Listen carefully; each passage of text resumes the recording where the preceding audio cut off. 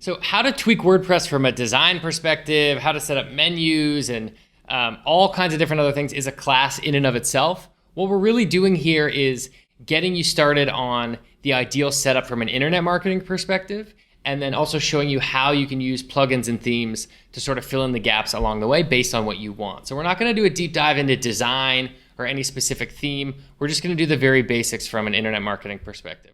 So we have WordPress installed. We've set a home page as our front page, a static page, right? We've changed our settings to permalinks, our permalink settings to post name to not include the date. One last plugin before we move on to tracking that's absolutely critical is going to be the Yoast SEO plugin. We're going to have a lot of plugins eventually, but this one is absolutely critical, so we want to install this right away. So on the plugins on the left-hand side, we'll go ahead and click Add New. And in the top right, we're just going to type Yoast, Y-O-A-S-T. We're going to go ahead and install now. So we are now installed, and we can click Activate. And that plugin has been activated. So you can see on the left-hand side, once we've activated that plugin, Yoast is down here, and we can go over to General and check it out. So there's a bunch of different settings here. We can go through all these in a little bit, but the best way to explain how this works is to set up a new page. So we have our new WordPress editor here, right? And we have our new page. So let's just go ahead and start. So how to box, right? This is going to be a page on how to box. Just sort of filling it in for now. So what's really interesting about Yoast is it does so much of the work for you from an SEO perspective. So it makes it really, really easy to get the core SEO elements right. So we have our title listed here, right? That's going to come up in Google results, right? And the default is going to be the name of the post dash brand name, but we could change that around if we want, right? So title, page, separator, site title if we wanted. So learn how to box with this comprehensive guide, something like that. Of course, this isn't going to be fully optimized yet, but I just sort of want to show you the features, right? Boxingfire.com is the #1 place to learn how to box. And this would be our meta description shown up in Google results, right? So we can edit these here. We can change around the slug as well. The slug hasn't actually been generated yet because we haven't published. Just for the sake of showing that, we'll go ahead and publish it. Are you ready to publish? Public, and immediately yes, we'll go ahead and click publish. So that page is published. We can see boxingfire.com/how-to-box. How to box. This is going to be a page on how to box, right? So we can see our slug is generated here. That's our how to box page. We could actually change that. How to box right now, right? We could sort of change that. You can see those changes happening. There's a bunch of other features here that are pretty interesting. So Yoast will give us a couple of other things around readability and our SEO analysis as well. These features, they end up being a little overwhelming, we find, with most users. They're okay to look at. They give you some guiding light, but the problem is most people, they kind of overdo it. So what happens is you can type in your core keyword, right? How to box, let's say. And then what Yoast will do is it'll say, okay, from an analysis perspective, they tell you what you're doing right and what you're doing wrong. And so some of them are okay. Okay, meta description length. The meta description is too short, under 120 characters. That's probably true. In this one, that one's too short, right? And so if I were to go ahead and and extend that, right? Maybe even too long. Now it's going to say meta description is too long, right? It's going to be cut off. You might want to reduce the length. So that's pretty helpful. But what we do find is the key phrase. They really, really want you to follow their rules really tightly.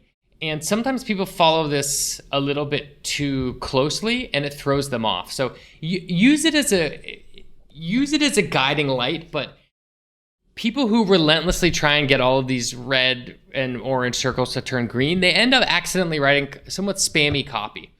So don't worry about that too much. There's a premium feature here where you can add additional keywords, but you don't necessarily need that to get started. There's some other great features too around open graph tags.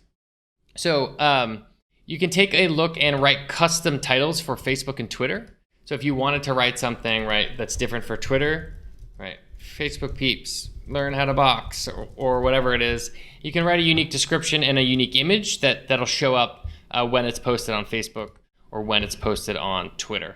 And finally, the settings in the left-hand side. So there's just a lot of really nice technical stuff you can do on a page-by-page basis. Allow search engines to show this yes. If you're creating an individual page and you want to no index it, you can.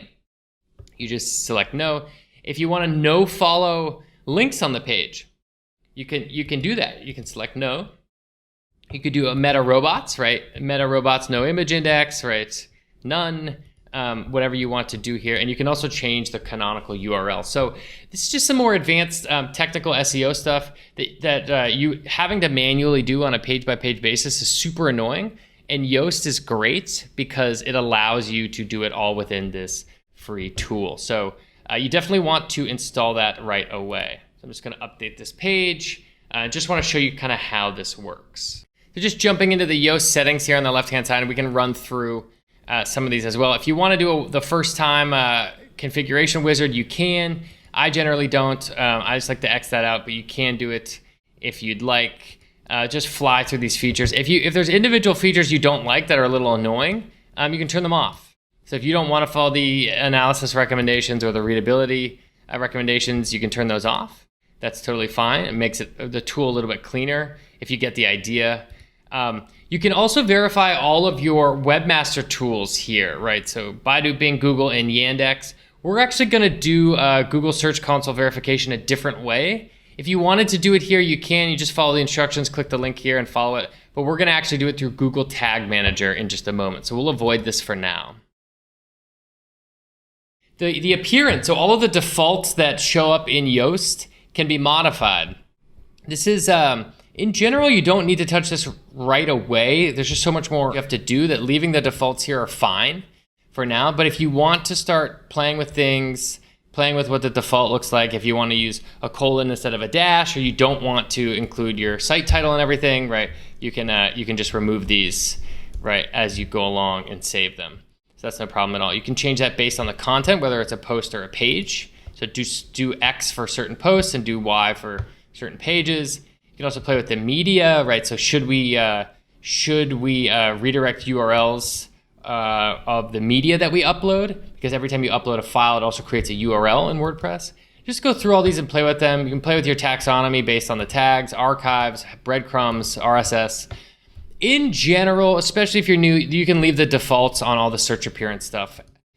You can leave them as is and they should be fine. Under Search Console, yeah, same thing we were talking about before. You can activate Search Console through here. You get your authorization code and then authenticate it, but we're actually going to do it through Google Tag Manager instead and keep all of our tracking in one place. So we'll do that in just a moment. Social accounts. You can link to all of your social accounts, all the relevant ones, and list those here. You can modify your Open Graph settings. If you have a Facebook app ID, you can include that here. And any modifications or differences to Twitter or Pinterest, you can modify there as well. A couple of tools. This is more advanced level. It's unlikely you need this right off the bat. The Yoast tools, and then Yoast has more stuff on there. Premium tool and courses down below, but we don't need these to start. So that's just an overview of Yoast SEO. It's a great free plugin, solves a lot of SEO problems for you within WordPress.